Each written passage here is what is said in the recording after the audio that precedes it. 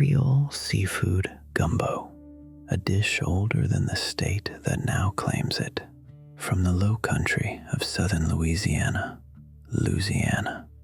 from the bayous and the back kitchens of New Orleans, where Creole cooks have been coaxing whole worlds of flavor out of a single dark roux for more than 200 years. Gumbo is not one cook's invention. It is many. A meeting place of Africa and France and Spain and the first peoples of this land. There is no rushing it. There is only the patience of the Holy Trinity: onion, pepper, celery, the smoke of andouille sausage, and a roux stirred so long it turns the color of dark chocolate. The most patient kind of cooking there is. It serves for 25 minutes to prepare, 90 minutes over the heat, nearly 2 hours. From the first whisk to the last warm bowl. Half a cup of oil, half a cup of rice flour, 1 yellow onion, 1 green bell pepper, 3 stalks of celery, 4 cloves of garlic, a cup of okra, 12 ounces of andouille, 1 pound of shrimp, half a pound of crab, and 6 cups of shrimp stock to carry it all. First, the roux. Warm half a cup of oil in a heavy pot, low and slow. Whisk in half a cup of rice flour, and now do not leave it. For 30 minutes you stir and stir. The pale paste deepens to peanut, to copper, to a dark, smoky chocolate brown. This is the soul of the gumbo. It cannot be hurried. Then the Holy Trinity. 1 onion chopped, 1 green bell pepper, 3 stalks of celery. Tip them into the dark roux and listen. The hiss, the sudden sweet steam. 5 minutes, stirring gently until they soften and go translucent. In a Louisiana kitchen, this sound means dinner is truly beginning. Now, 4 cloves of garlic minced, and 12 ounces of andouille sliced into coins. 3 minutes more until the sausage colors and the kitchen fills with smoke and spice. Then pour in 6 cups of shrimp stock, slowly, whisking all the while so the roux melts into the broth. Add the okra, a little cayenne, thyme, and 2 bay leaves. And now, you wait. Lower the heat until the pot only murmurs. Uncovered. 45 minutes. The okra softens and quietly thickens the broth.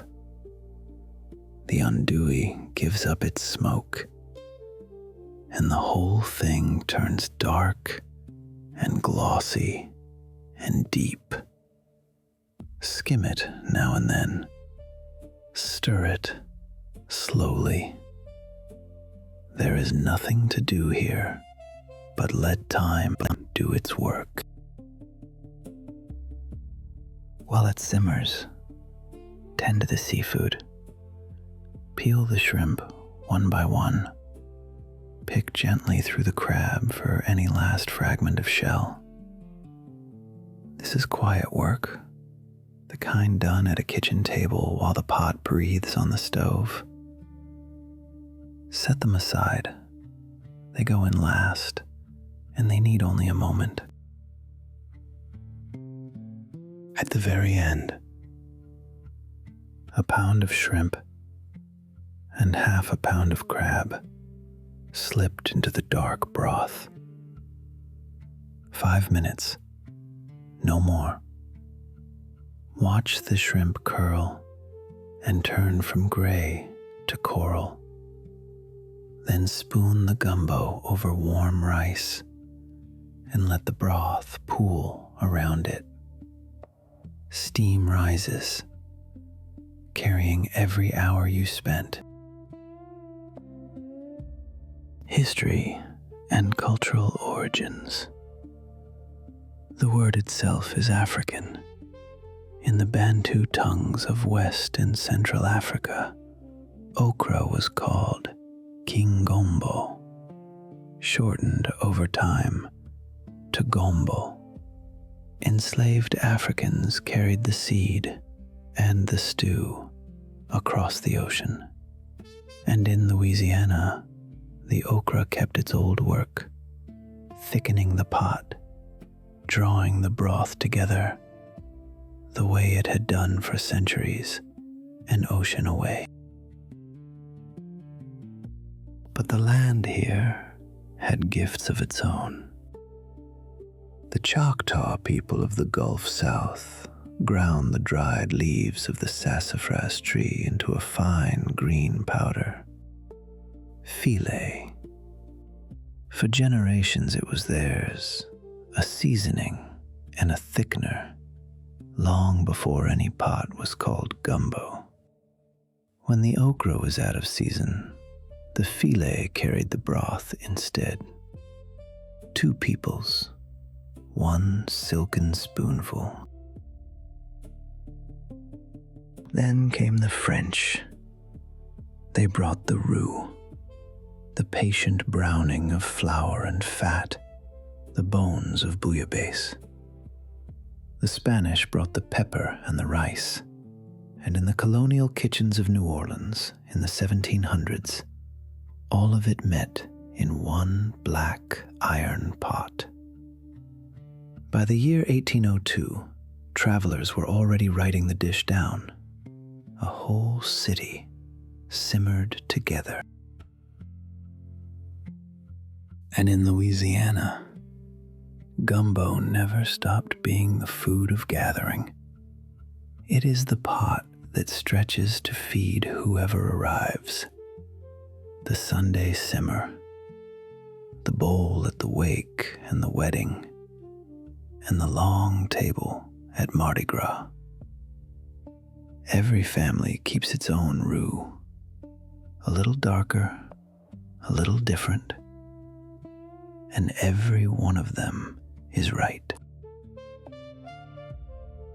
Serve it the way it has always been served. A mound of warm rice in the bowl, the dark gumbo ladled over, the shrimp and crab just barely set, a little green onion if you have it. Eaten slowly with people you love. Creole Seafood Gumbo is the rarest kind of recipe, one that has survived oceans and centuries and sorrow. It survives because it was never trying to be impressive. It was only trying to feed the people who loved it. And the table, at last, is set.